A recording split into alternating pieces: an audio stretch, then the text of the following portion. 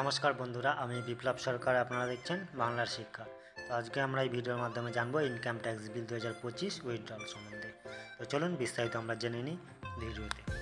1961 সালের বিদ্যমান আয়কর আইন প্রতিস্থাপনের জন্য 13 ফেব্রুয়ারি লোকসভায় পেশ করা আয়কর বিল 2025 আনুষ্ঠানিকভাবে প্রত্যাহার করা হয়েছে।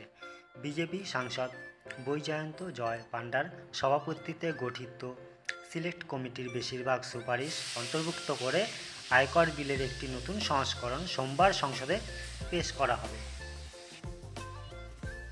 বিলের একাধিক সংস্করণের বিভ্রান্তি এড়াতে এবং সমস্ত পরিবর্তন অন্তর্ভুক্ত করে একটি স্পষ্ট এবং আপডেটেড সংস্করণ প্রদানের জন্য আয়কর বিলের নতুন সংস্করণটি সংসদের বিবেচনার জন্য উপস্থাপন করা হবে।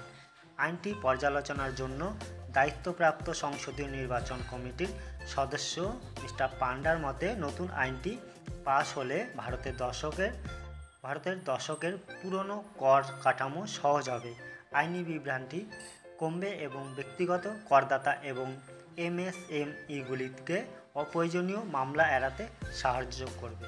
তো 1961 সালের বর্তমান আয়কর আইনে 4000-এরও বেশি আমিন প্রয়োগ করা হয়েছে এবং 5 লক্ষেরও বেশি শব্দ রয়েছে। এটি অত্যন্ত জটিল হয়ে উঠেছে।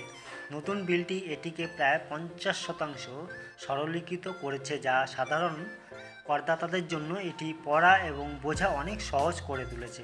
মিস্টার পান্ডা সংবাদ সংস্থা আইএনএসকে বলেন। তিনি আরও বলেন যে এই সরলীকরণের সবচেয়ে বেশি সুবিধাভোগী হবেন ক্ষুদ্র ব্যবসায়ী এবং এমএসএমইএস, যাদের প্রায়শই জটিল কর কাঠামো নেভিগেট করার জন্য আইনি এবং আর্থিক দক্ষতার অভাব থাকে। নতুন পদক্ষেপগুলি একটি ন্যায্য এবং ন্যায়সঙ্গত প্রত্যক্ষ করের ব্যবস্থা তৈরিতে গুরুত্বপূর্ণ ভূমিকা পালন করবে, যা দেশের কর্মক্ষম এবং মধ্যবিত্ত জনগোষ্ঠীর ওপর প্রত্যক্ষ করের কোনো অতিরিক্ত বোঝা না পড়ার বিষয়টি নিশ্চিত করবে। সকল করদাতার সুবিধার্থে স্ল্যাব এবং হার পরিবর্তন করা হয়েছে। সরকারের মতে নতুন কাঠামো মধ্যবিত্ত শ্রেণীর কর উল্লেখযোগ্যভাবে হ্রাস করবে এবং তাদের হাতে আরও বেশি অর্থ ছেড়ে দেবে, যার ফলে পারিবারিক খরচ বৃদ্ধি পাবে, সঞ্চয় হবে, বিনিয়োগ এবং 2025 সালের অর্থ আইন 1961 সালের আয়কর আইনের 87A ধারার অধীনে কর ছাড় দাবি করার জন্য আয়ের সীমা 115 BSC ধারার অধীনে নতুন কর ব্যবস্থার অধীনে করযোগ্য আবাসিক ব্যক্তির জন্য 7 লক্ষ টাকা থেকে বাড়িয়ে 12 লক্ষ টাকা করা হয়েছে এবং সর্বোচ্চ ছাড়ের পরিমাণ 25,000 টাকা থেকে বাড়িয়ে 60,000 টাকা করা হয়েছে। ফাইন্যান্স মিনি অনুসারে নতুন কর ব্যবস্থার অধীনে পূর্বে প্রদত্ত প্রান্তিক ছাড় 12 লক্ষ টাকার বেশি আয়ের ক্ষেত্রেও প্রযোজ্য। নতুন আয়কর বিল সাধারণ নাগরিক এবং ছোট ব্যবসার জন্য কর দাখিল করা সহজ করে তুলবে।